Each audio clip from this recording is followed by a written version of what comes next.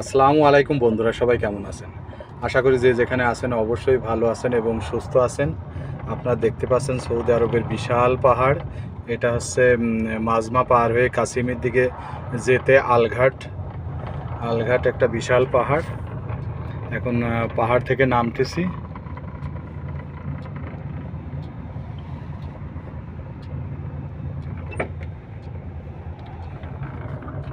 পাহাড় থেকে নামতেছি, সামনের গাড়িগুলা খুবই আস্তে আস্তে ধীরে ধীরে নামছে, আমিও সাথে সাথে নামতেছি।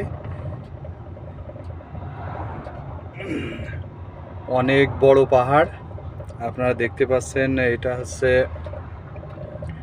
বেশ বড় পাহাড়। আস্তে আস্তে ধীরে ধীরে নামতেছি।